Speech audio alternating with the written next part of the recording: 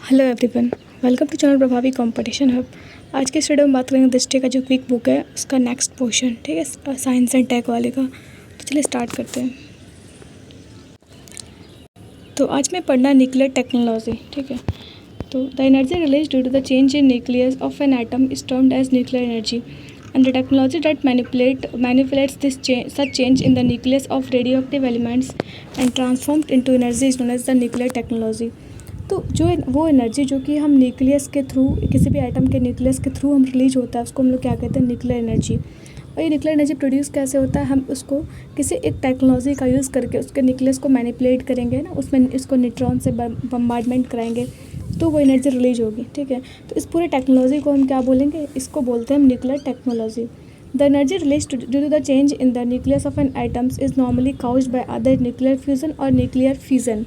तो जो भी एनर्जी निकलता है न्यूक्लियर एनर्जी के फॉर्म में, तो उस टाइम में वो एनर्जी जो है वो दो तरीके से प्रोड्यूस हो सकता है। तो वो न्यूक्लियर फ्यूज़न से होगा, मीन्स दो एटम के कंबाइन करने से, अदरवाइज़ एक एटम के मतलब कह सकते हैं कि डिस्ट्रीब्यूट होने से, ठीक है।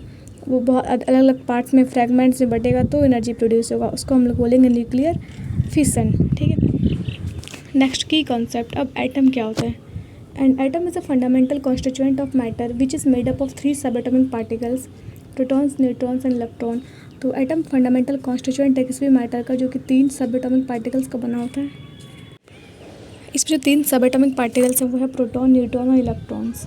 The proton with a positive electric charge and neutron with no charge forms the nucleus of an atom. तो न्यूक्लियस का जो फॉर्मेशन होता है वो प्रोटॉन और न्यूट्रॉन के वैसे होता है क्योंकि वही सेंटर पे होता है, और इलेक्ट्रॉन जो है उसके पास नेगेटिव चार्ज होता है और वो ऑर्बिट्स में पूरा न्यूक्लियस के सराउंड में रिवॉल्व करता है। अब हमारे पास ये एटम का स्ट्रक्चर है, तो हम देख सकते हैं इसमें कि ये जो प्लस वाला साइन है वो किसके लिए, प्रोटॉन के लिए, ठीक है।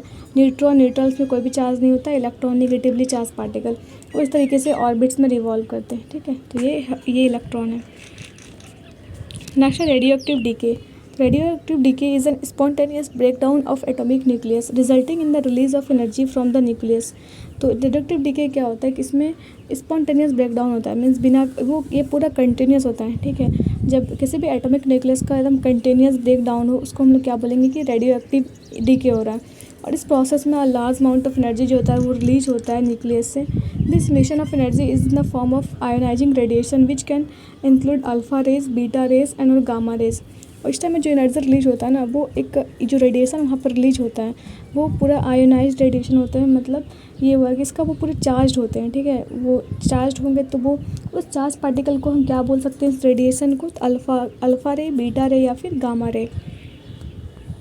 नेक्स्ट हमारे पास है some elements in the periodic table take stable forms and some others take unstable forms.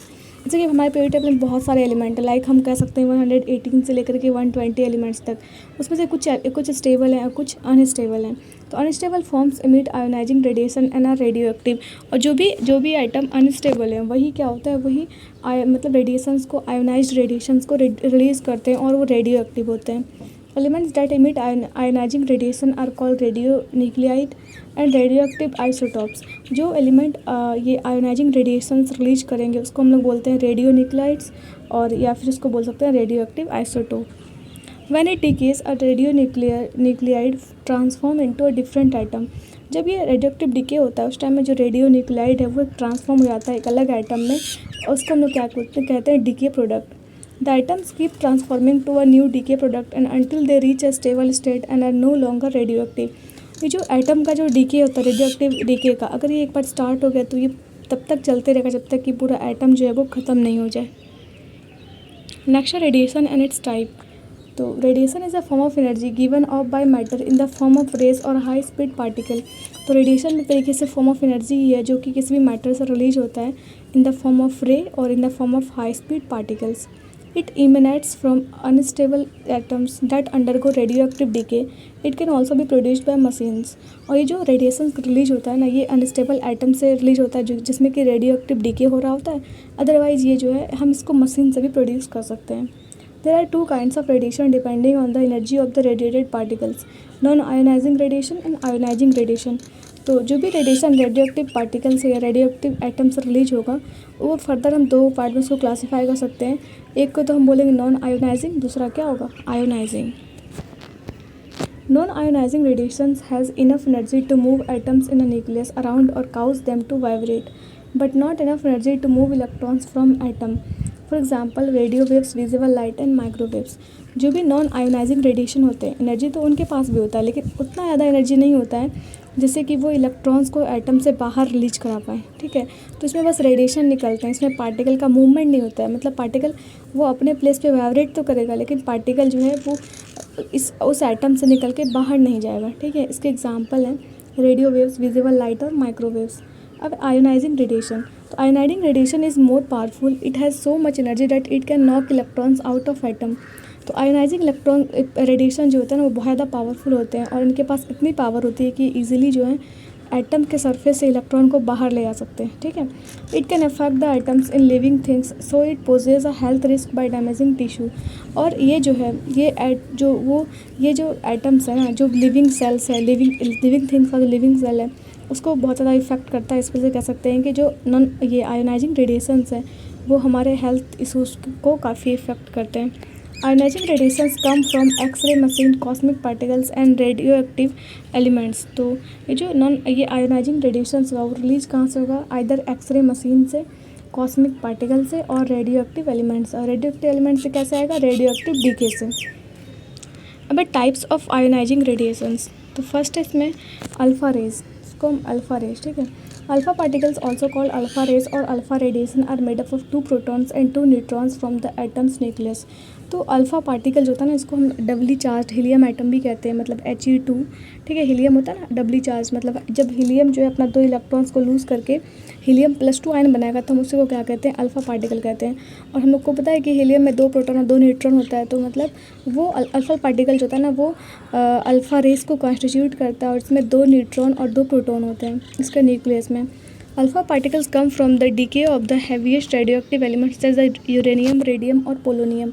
और अल्फ़ा पार्टिकल कब रिलीज होगा? जब जो रेडियो एक्टिव डीके हो रहा होगा वो काफ़ी हैवियर रेडियो एक्टिव एलिमेंट्स का, लाइक यूरेनियम, रेडियम या फिर पोलोनियम.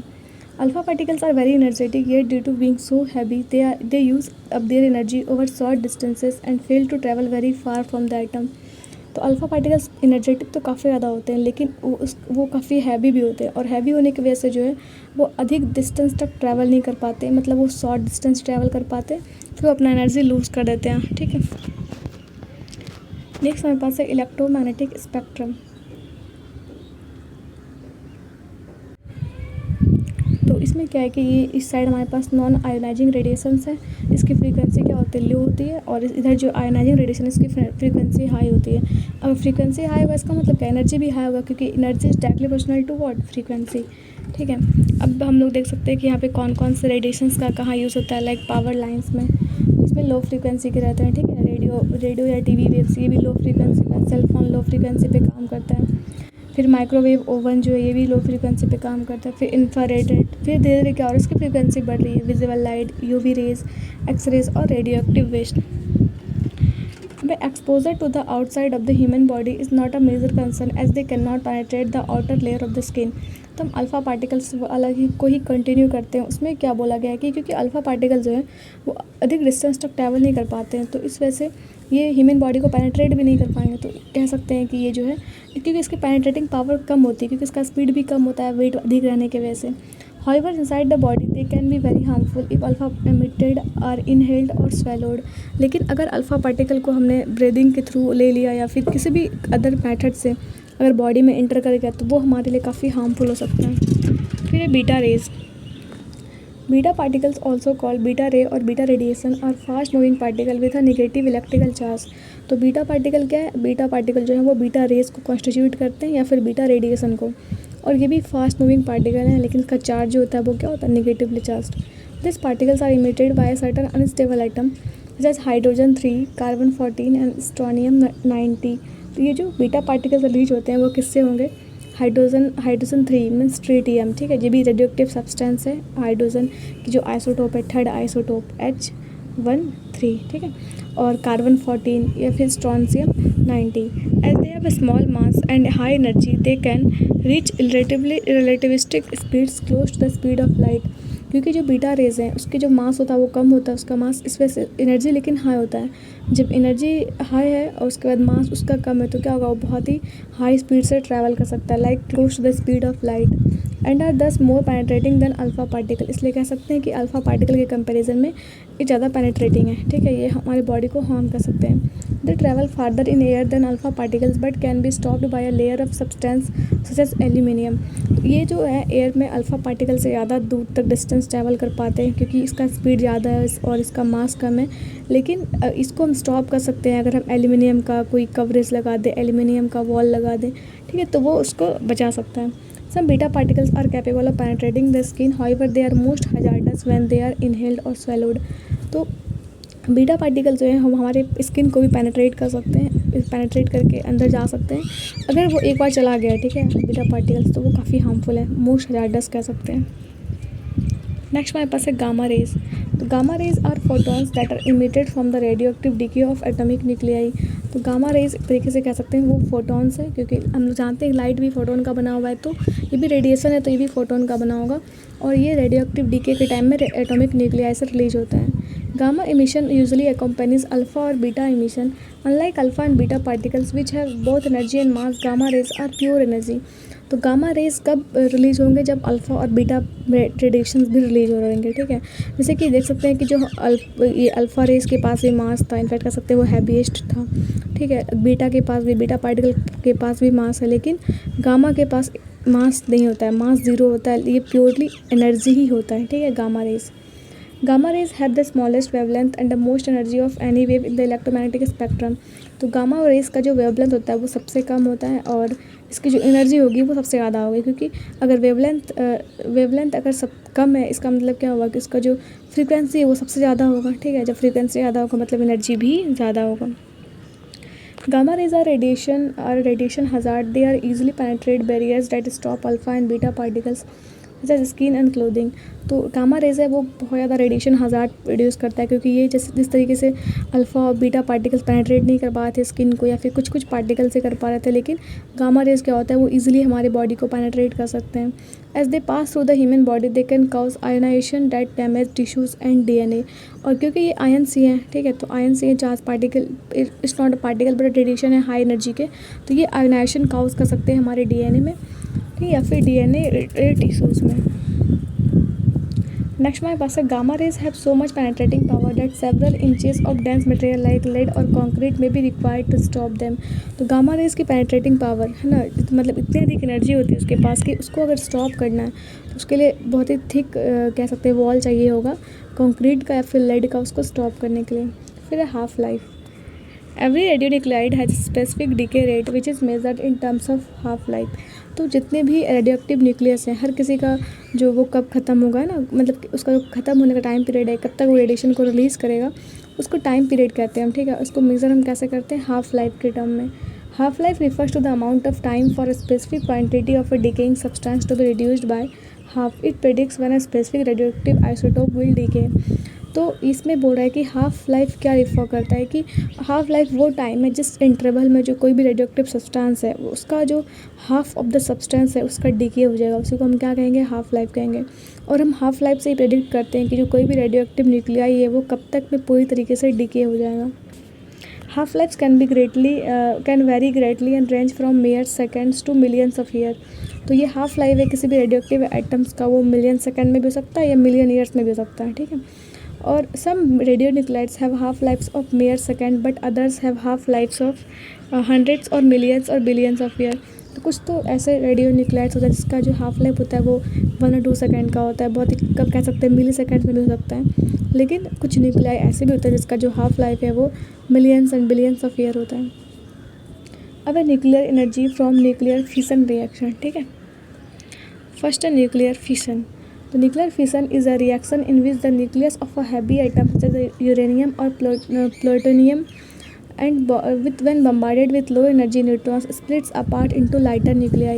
तो फिशन का मतलब ही होता है ब्रेक डाउन, ठीक है। तो न्यूक्लियर फिशन में क्या होता है कि कोई भी हैवी रेडियो एक्टिव एलिमेंट है उसका जो न्यूक्लियस है वो ब्रेक डाउन हो जाता है। लाइक हैवी रेडियोएक्टिव न्यूक्लियस में होगा यूरेनियम, प्लूटोनियम, ठीक है। तो इसमें क्या होता है कि ये ब्रेक डाउन कैसे होगा, जब हम इसके न्यूक्लियस को बम्बार्ड कराएंगे, हिट कराएंगे एक लो या कह सकते हैं बहुत ही उतना कम नहीं बट एवरेज स्पीड के न्यूट्रॉन से, ठीक है। तो वो उसका जो न्यूक्लियस होगा वो स्प्लिट कर जाएगा। The neutron induced fission reaction produces 2 or 3 or more free neutrons and these neutrons trigger further fission and a chain reaction takes place। तो एक्चुअली में ये जो रेडियोएक्टिव प्रोसेस उसमें होता क्या है ना कि हम अभी तो बम्बार्डमेंट या फिर हिट जो कराए वो तो एक ही इलेक्ट्रॉन से कराए, ठीक है। लेकिन एक से जो होगा वो 3 इलेक्ट्रॉन्स निकलेंगे, फिर जो 3 इलेक्ट्रॉन है वो अलग अलग फिर से 3 इलेक्ट्रॉन निकालेंगे, मतलब 3 से 27 हो गया। फिर 21 से डायरेक्ट ये 21 से डायरेक्ट होता है हो जाएगा कितना, ये 81, फिर 81 से 243, मतलब ये इस तरीके इतना फास्ट होता है ना कि मतलब इस वजह से ये रुकता नहीं है, ठीक है। Further fusion and chain reactions take place with chain reaction a large number of nuclei undergo fusion and an enormous amount of energy is release. क्योंकि ये प्रोसेस जो है वो कंटिन्यूसली बहुत ज़्यादा स्पीड से बढ़ता ही जा रहा है, तो इसमें जो एनर्जी जो रिलीज होगा वो तो काफ़ी ज़्यादा होगा ही, और हम इसको बीच में स्टॉप भी नहीं कर सकते हैं, ठीक है। और हाई अमाउंट ऑफ एनर्जी भी रिलीज हो रहा है और रेडिएशन भी रिलीज हो रहा है, इसलिए काफ़ी खतरनाक होता है। The fission process often produces free neutrons and protons and releases a large amount of energy which can be harnessed in generating electricity or can be used in nuclear weapons। तो nuclear fission reaction में जो भी energy हमको मिलता है, ठीक है, या फिर जो भी फ्री न्यूट्रॉन्स के वजह से जो भी एनर्जी मिलता है उसको हम यूज़ कर सकते हैं इन जनरेटिंग इलेक्ट्रिसिटी और न्यूक्लियर वेपन्स को बनाने के लिए। और हमारे पास uranium enrichment naturally again uranium deposit contain about 99.3% uranium 238, 0.7% uranium 235 and 0.01% uranium 234। तो ये सारे यूरेनियम के आइसोटोप्स हैं। तो इसमें जो रेडियो एक्टिव होता है ना वो होता है यूरेनियम 238, ये वाला, ठीक है। जो कि जो नेचुरल यूरेनियम पाया जाता है उसमें से जो मतलब कह सकते हैं ऑलमोस्ट 100%, लगभग 99.3% जो होता है वो यूरेनियम 238 ही होता है, और 0.7% यूरेनियम 235 और 0.01% uranium 234। These are different uranium isotopes. However, uranium 235 is the only uranium isotope which is fissile and can sustain a chain reaction in a nuclear reactor। तो लेकिन यूरेनियम 35 भी एक आइसोटॉप है यूरेनियम का जो कि फिजिबल होता है, मीन्स हम उसको ब्रेक डाउन कर सकते हैं, न्यूक्लियर रेडियोएक्टिव रिएक्शंस को दे सकता है और ये चैन रिएक्शन को सस्टेन कर सकता है न्यूक्लियर रिएक्टर में। Uranium 35 is therefore the most commonly used nuclear fuel. इसलिए हम जब भी न्यूक्लियर एनर्जी को प्रोड्यूस करते हैं तो उसका जो हमारे पास मेन जो सोर्स होता है ना एनर्जी, न्यूक्लियर एनर्जी का फ्यूल बनाने का, वो यूरेनियम 235 ही होता है। A nuclear reactor needs more uranium-235 which is fulfilled through the uranium enrichment, a process that increases the proportion of uranium-235 through the process of isotope separation। तो ये जब हम, क्योंकि न्यूक्लियर एनर्जी हमें चाहिए तो न्यूक्लियर रिएक्टर को अधिक से अधिक न्यूक्लियर यूरेनियम भी तो चाहिए होगा, ठीक है। तो उस यूरेनियम को हम क्या करते हैं, अधिक से अधिक अमाउंट को बढ़ाने के लिए यूरेनियम के अमाउंट को हम उसमें उसका क्या करते हैं, हम इनरिचमेंट करते हैं उसका, ठीक है। और उसमें इस प्रोसेस में क्या होता है कि यूरेनियम 235 के प्रोपोर्शन को हम सेपरेट कर लेते हैं यूरेनियम 238 से, ठीक है, 38 को यूरेनियम 235 से। Enrichment process require uranium to be in the gaseous form at relatively low temperature. Hence, uranium oxide from the mine is converted to uranium hexafluoride in a preliminary process। जब भी हम इसका enrichment process start करते हैं uranium का, ठीक है, सबसे पहले इसमें क्या कंडीशन है कि पहले हम यूरेनियम को कन्वर्ट करेंगे गैसेस स्टेट में और टेम्परेचर काफ़ी कम होगा। जब टेम्परेचर काफ़ी कम होगा और वो गैसेस स्टेट में होगा तो वो क्या फॉर्म करेगा, यूरेनियम ऑक्साइड। जब हम इसको फिर फ्लोरीन से रिएक्ट कराएंगे तो क्या बनेगा, uranium hexafluoride. There are two major enrichment processes, the gaseous diffusion process and centrifuge process. तो यूरेनियम के जो एनरिचमेंट का जो प्रोसेस है वो मेनली 2 तरीके का होता है। एक को हम बोलते हैं द गैसेस डिफ्यूजन प्रोसेस और नेक्स्ट है centrifuge process.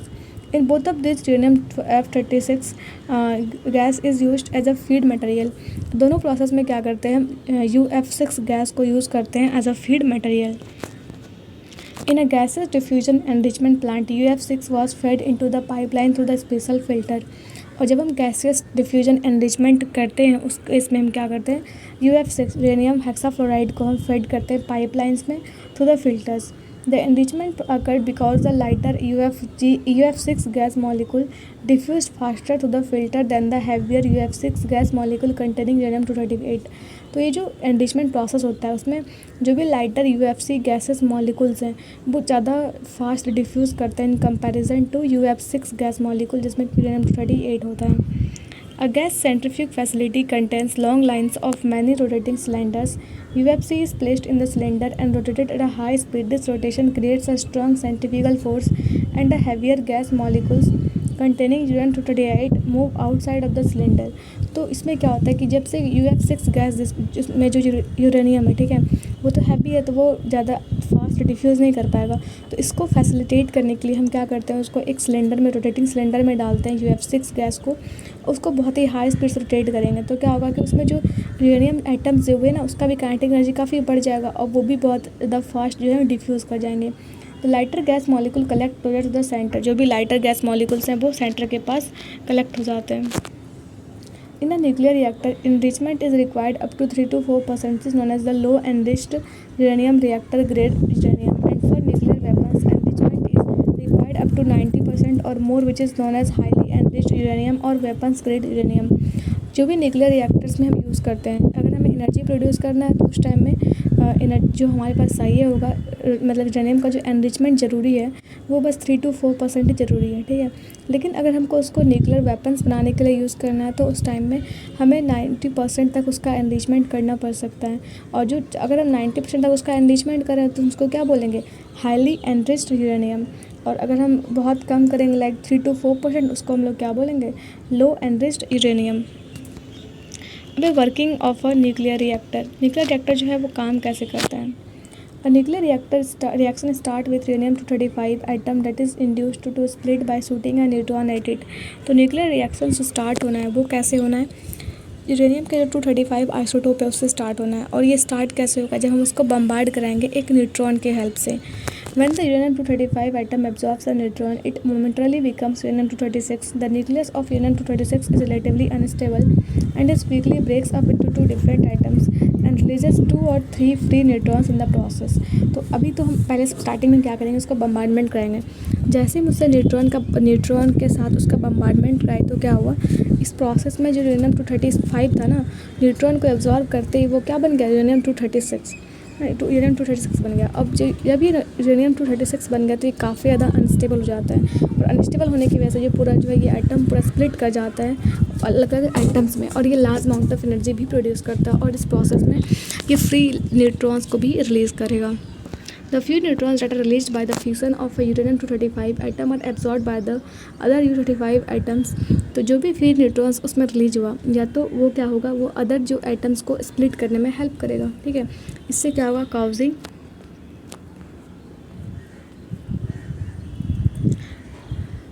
causing further fission reactions which in turn releases more neutrons and cause further fission reaction. तो जो एक्स्ट्रा न्यूट्रॉन्स थे वो अलग आइटम्स को स्प्लिट करेंगे, फिर उससे जो न्यूट्रॉन निकलेगा फिर वो अदर आइटम्स को स्प्लिट करेंगे. तो ये प्रोसेस जो है कंटिन्यूसली चलता ही रहेगा. This is known as the nuclear chain reaction and is very important for the continuation of the nuclear reaction. और इसी को हम लोग क्या कहते हैं, न्यूक्लियर चेन रिएक्शन कहते हैं, क्योंकि ये पूरा चैन में कैरी आउट हो रहा है, ठीक है. और ये बहुत इंपॉर्टेंट है अगर हमें किसी भी न्यूक्लियर रिएक्शन को कैरी करना है, ठीक है, कंटिन्यू रखना है. तो फर्स्ट जनरेशन में क्या हुआ, यहाँ पे हम देख सकते हैं डायग्राम से. तो फर्स्ट जनरेशन में क्या हुआ, चैन रिएक्शन जिससे स्टार्ट होने वाला है. हम एक न्यूट्रॉन से बम्बार्डमेंट का, इससे मान ली 2 न्यूट्रॉन निकला, फिर 2 है वो 2 अलग अलग आइटम्स को किया, फिर इससे 2 निकला, ठीक है, फिर ये 2 अलग अलग आइटम्स को किया, फिर ये भी 2 अलग अलग आइटम्स को किया, फिर ये अलग 2 और ये अलग 2, ठीक है. स्टार्ट तो 1 से हुआ था, ये कितने सारे आइटम्स इसमें इन्वॉल्व हो गए, ठीक है. When the rate at which the neutrons are being lost is equal to the rate at which they are being released, the reaction becomes self-sustaining. That is, each fusion event releases a sufficient number of neutrons to sustain an ongoing series of reactions. तो जब कभी भी जितने neutrons ख़त्म हो रहे हैं उतने ही न्यूट्रॉन्स अगर प्रोड्यूस हो रहे हैं, तो इस कंडीशन को हम क्या कहते हैं कि जो रिएक्शन है न्यूक्लियर रिएक्शन वो सेल्फ सस्टेनिंग हो गया. मतलब ये खुद ब खुद अब कंटिन्यूसली जो है वो कैरी होता रहेगा, ठीक है, बिना किसी स्टॉपेज के. Thus the reaction is said to have reached critically the normal and the safe state of operation. और जब ऐसा प्रोसेस जब ऐसा अचीव हो जाता है, जब नंबर ऑफ़ न्यूट्रॉन्स एब्जॉर्ब हो रहे हैं, जो नंबर ऑफ़ न्यूट्रॉन्स और रिलीज हो रहे हैं दोनों अगर इक्वल हो गया, तो हम क्या कहते हैं कि जो रिएक्शन है पूरा वो किस में पहुंच गया, नॉर्मल और सेफ स्टेट में, ठीक है।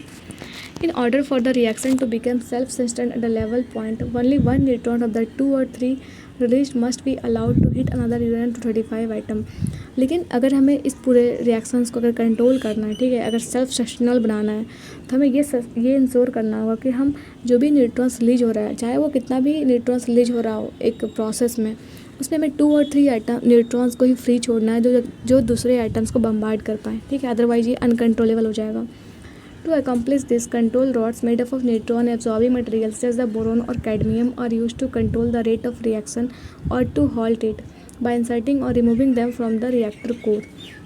तो इस वजह से हम क्या करते हैं कि उसमें न्यूक्लियर रिएक्टर जो है उसमें हम मॉडरेटर लगाते हैं। मॉडरेटर तरीके से रॉड है जो कि न्यूट्रॉन्स को क्या करता है, एब्जॉर्ब करता है। ये जो मॉडरेटर है किसका बना होता है, बोरोन या कैडमियम का, ठीक है। हम इस न्यूक्लियर पूरे रिएक्शंस को थोड़ा बहुत भी कंट्रोल कर पाएँ, इसके वजह से हम क्या करते हैं, ये न्यूट्रॉन एब्जॉर्बिंग मटेरियल लगा रहे हैं, लाइक बोरोन या कैडमियम रॉड, ठीक है। When the control rods are inserted, they absorb more neutrons, so fewer neutrons are available for absorption into the fuel. Thus, there are fewer reactions and the power generated is reduced. Conversely, withdrawing the control rods increases the power output. तो हम जब भी हम control rod को insert करेंगे, इसका मतलब क्या हुआ कि हम न्यूट्रॉन्स को बम्बार्डमेंट के लिए कम अवेलेबल कर रहे हैं। जब उसको अवेलेबल कम करें, इसका मतलब क्या, एनर्जी भी बहुत कम रिलीज होगा। जब एनर्जी बहुत कम रिलीज होगा तो ये होगा, पूरा एनर्जी कम रिलीज होगा, ठीक है। मतलब रिएक्शन जो है वो हम अपने तरीके से कंट्रोल कर रहे हैं। लेकिन अगर हम कंट्रोल रॉड्स को वहाँ से हटा लेते हैं तो रिएक्शन जो है वो पूरा एब्रप्टली होने लगेगा और बहुत ही लार्ज अमाउंट ऑफ एनर्जी वहाँ से रिलीज होगा। The energy release from the continuous fusion of the atoms of the fuel is harnessed as a heat in either or gas or water and is use to produce steam.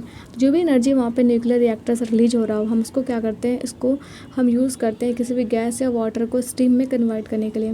The steam is use to drive turbines which produce electricity. वो जो steam है फिर वो turbine को rotate कराएगा और फिर उससे क्या होगा, एनर्जी प्रोड्यूस होगा, इलेक्ट्रिसिटी प्रोड्यूस होगा। अब एक कंपोनेंट्स ऑफ न्यूक्लियर रिएक्टर, कौन कौन से कंपोनेंट होते हैं न्यूक्लियर रिएक्टर में। फर्स्ट हमारे पास है फ्यूल। तो uranium is the basic fuel. Usually pellets of uranium oxide are arranged in tubes to form fuel rod. तो यूरेनियम जो है न्यूक्लियर रिएक्टर में तो जो मेन बेसिक फ्यूल है वो तो यूरेनियम ही है, ठीक है। और इसमें हम क्या करते हैं, जो हमारे पास फ्यूल रॉड होता है जहाँ पे हम यूरेनियम को डालेंगे, उसमें यूरेनियम ऑक्साइड को अरेंज किया जाता है पहले। The rods are arranged in the fuel assemblies in the reactor core. और जो न्यूक्लियर रिएक्टर का कोर है वहाँ पे सेंट्रल वाले पार्ट में हम क्या करते हैं, रॉड्स को अरेंज करते हैं, ठीक है, एक फ्यूल असेंबलीज में फ्यूल रॉड्स को। नेक्स्ट हमारे पास है core. It is the central region of reactor date contains the nuclear fuel, control rods, coolant and moderator.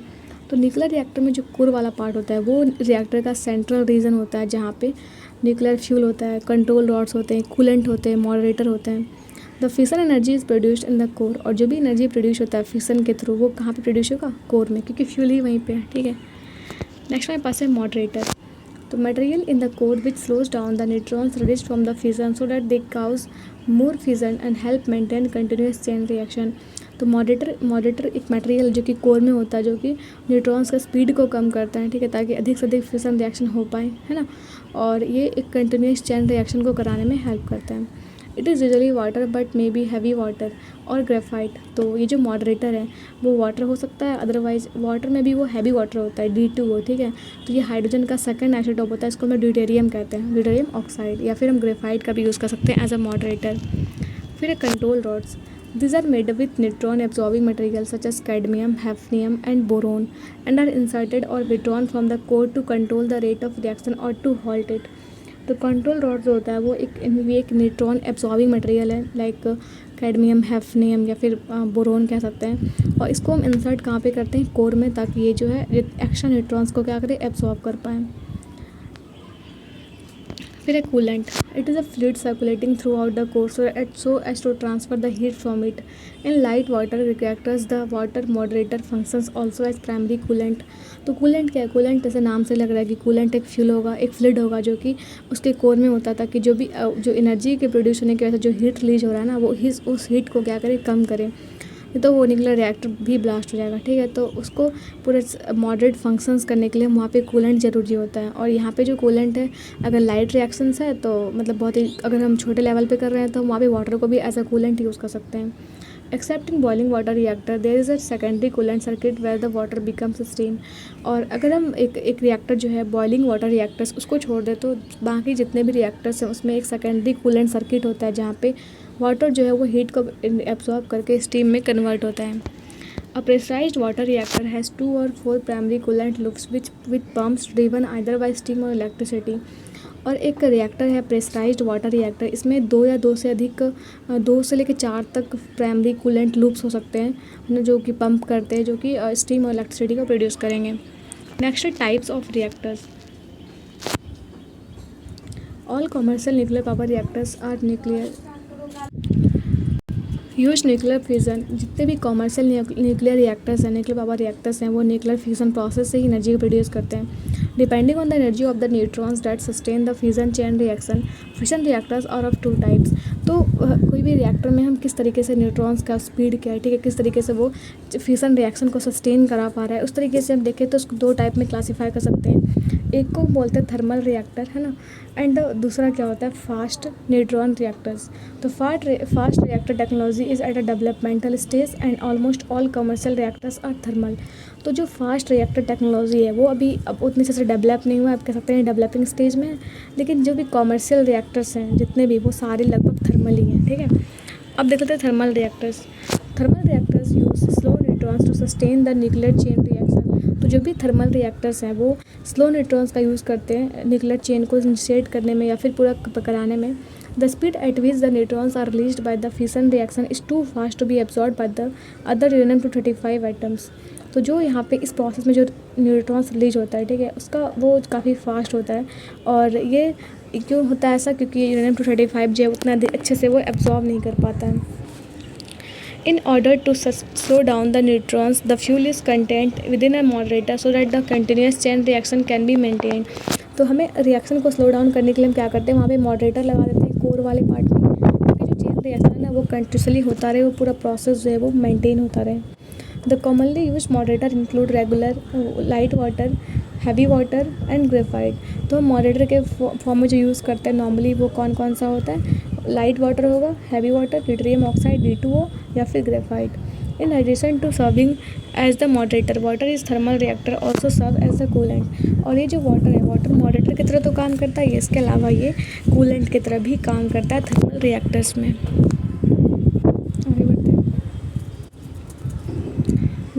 Water inside the reactor is constantly flowing to both cool the reactor and capture the thermal energy to produce electricity।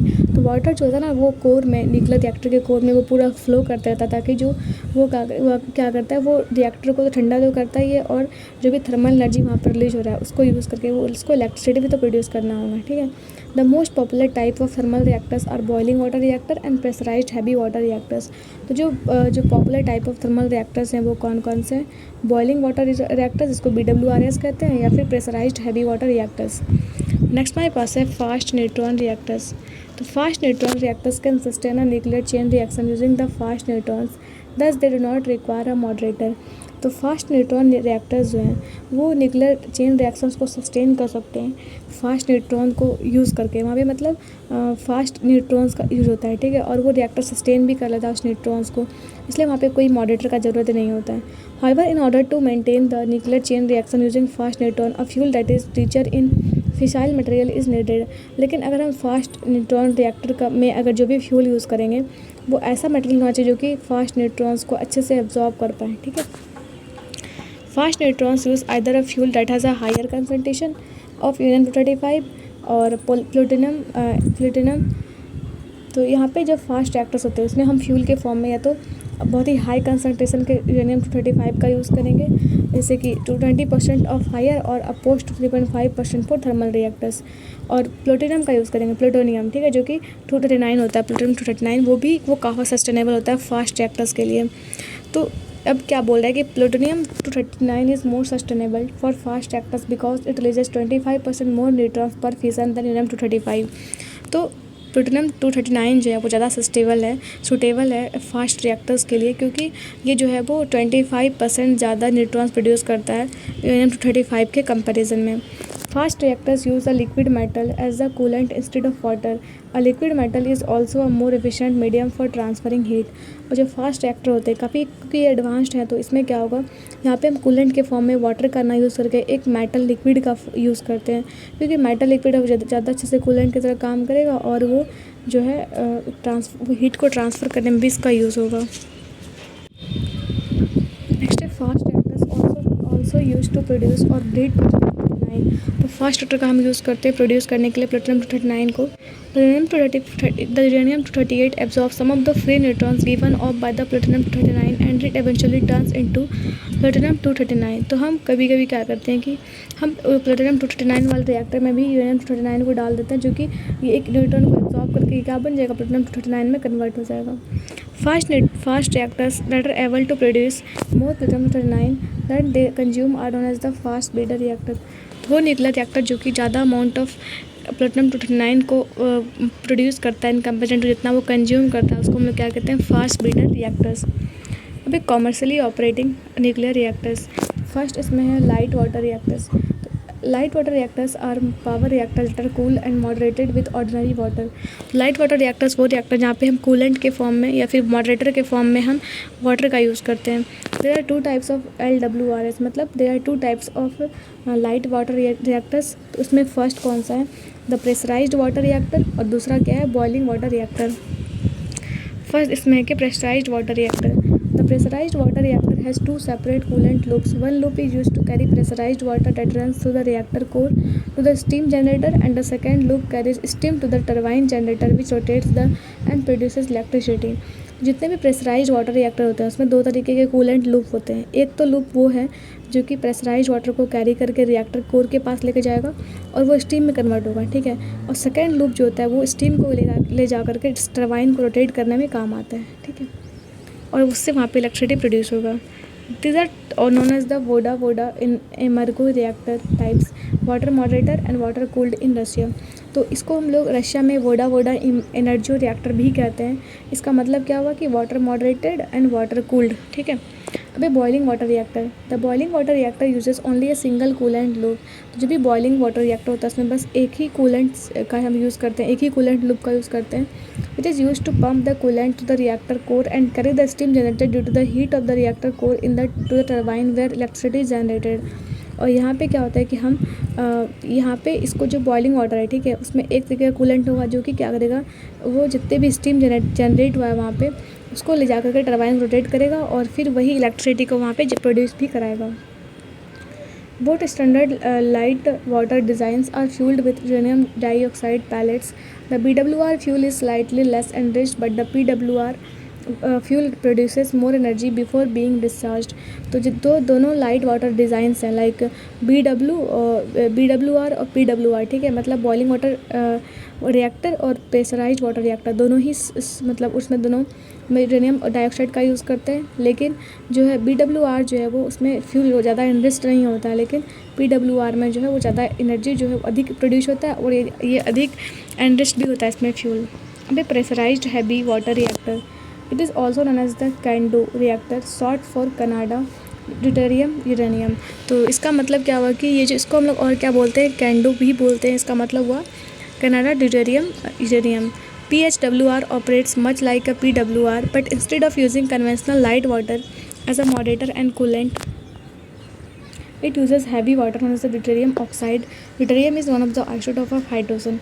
तो जो ये हमारे पास pressurized heavy water reactor है, ठीक है, जिस तरीके से PWR pressurized water reactor act करता है उस तरीके से ही ये एक्ट करता है। बस इसमें डिफरेंस क्या है कि यहाँ पे हम मॉडरेटर और कूलेंट के फॉर्म में वाटर का ना यूज़ करके ड्यूटेरियम ऑक्साइड का यूज़ करेंगे, मतलब D2O का यूज़ करेंगे। ड्यूटेरियम क्या है यहाँ पे, isotope of hydrogen, second isotope of hydrogen, ठीक है, 1H2। The reactors use natural uranium as fuel instead of enriched uranium which is used by PWR and BWR। तो इस रिएक्टर में क्या होता है कि हम यहाँ पे नेचुरल यूरेनियम को यूज़ करते हैं, ना कि एनरिच्ड यूरेनियम को, ठीक है। फिर advanced gas cooled reactor, Advanced gas cooled reactors use graphite as a moderator and carbon dioxide as the coolant। जितने भी एडवांस्ड गैस कूल्ड रिएक्टर हैं वो उसमें मॉडरेटर के फॉर्म में ग्रेफाइट होता है और कूलेंट के फॉर्म में carbon dioxide. The fuel is uranium oxide pellets enriched to 2.5 to 3.5%। इसमें जो फ्यूल यूज होता है ना वो यूरेनियम, उसमें वो यूरेनियम एनरिच्ड होता है 2.5 से 3.5% तक।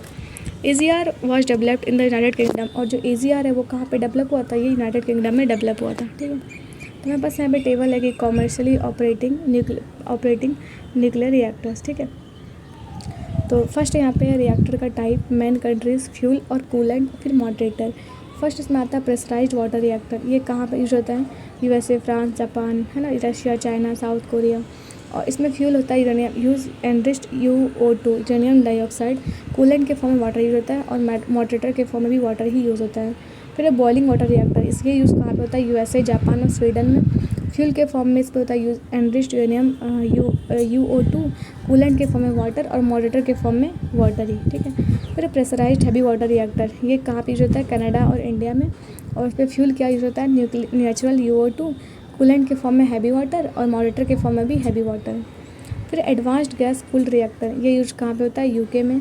और इसमें नेचुरल यूरेनियम का हम यूज़ करते हैं, जिसमें कुछ एनरिच्ड होता है UO2, उसमें कूलेंट के फॉर्म में CO2 होता है और मॉडरेटर के फॉर्म में ग्रेफाइट। फिर लाइट वाटर ग्रेफाइट रिएक्टर, ये रसिया में मेनली यूज होता है।